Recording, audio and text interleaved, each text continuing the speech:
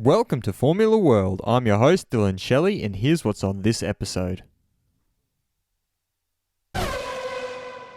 First up on Formula World, disease expert not optimistic Chinese Grand Prix will go ahead. The coronavirus outbreak has already resulted in the postponement of the Chinese ePrix, and it looks plausible that the F1 race in China scheduled for April 19th might be in jeopardy. Shanghai, which plays host to the Chinese Grand Prix, already has a fatality recorded due to the virus, and the folks at the FIA have made it clear that they will take any action required to prevent any further health issues. Dr. Sergio Brusin, who happens to be a senior expert at the European Centre for Disease Prevention and Control, has suggested that if he was a ticket holder for the Chinese Grand Prix, that he wouldn't be too optimistic about it. The virus is still spreading, there is no doubt about it. There has been a huge increase in cases in China and more countries importing cases. We are seeing human-to-human transmission outside the area of Wuhan that can indicate that it will spread further. We are in for the long run. It is not something that is going to disappear next week. It will be quite a lot of work to contain. What happens between now and April is extremely difficult to predict, but if the infection keeps on spreading at this pace, I would not be optimistic at having an F1 ticket in my pocket. While nothing concrete has been announced yet by either the FIA or the race organisers, if Dr. Brusin is to be believed, then the F1 calendar may potentially lose a race weekend. Red Bull will definitely protest any Ferrari irregularities. One area where Ferrari seemed to stand out from the rest of the field in 2019 was in straight line speed, and as this advantage seemed to come out of nowhere according to its rivals like Red Bull, it was a cause of a lot of back and forth off the track.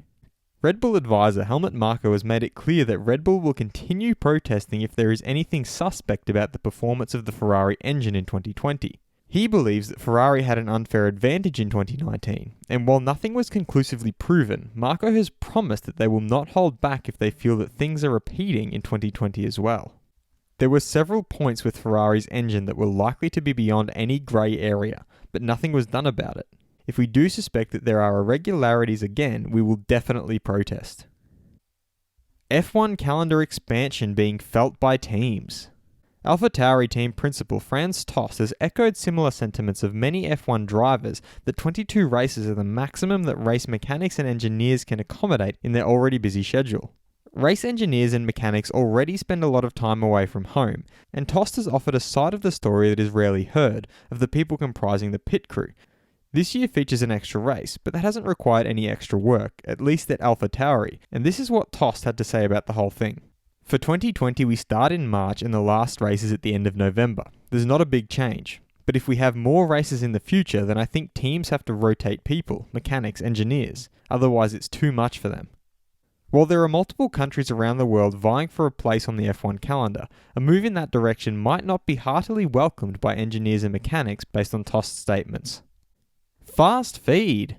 Renault test driver Jack Aitken has confirmed that he will leave Renault as its test driver and expressed his thanks to Renault and the academy. Alfa Romeo driver Antonio Giovinazzi has made his goals clear and said that he would be lying if he said he didn't dream about Ferrari. Renault driver Daniel Ricciardo has expressed his relief at finishing 5th in the 2019 Constructors' standings and avoiding a real punch in the stomach if they were to be beaten by Toro Rosso. Charles Leclerc has suggested that his mistakes in 2019 were the results of him possessing that killer instinct. Negotiations are underway to bring the Spanish Grand Prix back to Jerez, with an announcement expected to be made in May or June. The Formula E race in China has been postponed due to the current growing health concerns surrounding the coronavirus. Red Bull would have definitely finished second in the Constructors' Championship if Daniel Ricciardo was still a part of the team, according to Helmut Marko. Helmut Marko also said he does not want to retire from F1 anytime soon and will stay in the sport while he can keep up mentally and physically. Red Bull are also ahead of schedule when it comes to their 2020 car development. Former F1 driver Sergei Sirotkin feels that his F1 dreams might be all but over, having waited a year to find a better seat than the one at Williams, and conceded that it will be even tougher now to get back on the grid. Racing Point's boss Otmar Safnauer wants the team to return to being the best of the rest, while acknowledging it isn't going to be easy. Williams development driver Jamie Chadwick, even if offered a seat at Williams, said she wouldn't take the opportunity as she feels she isn't ready yet for F1.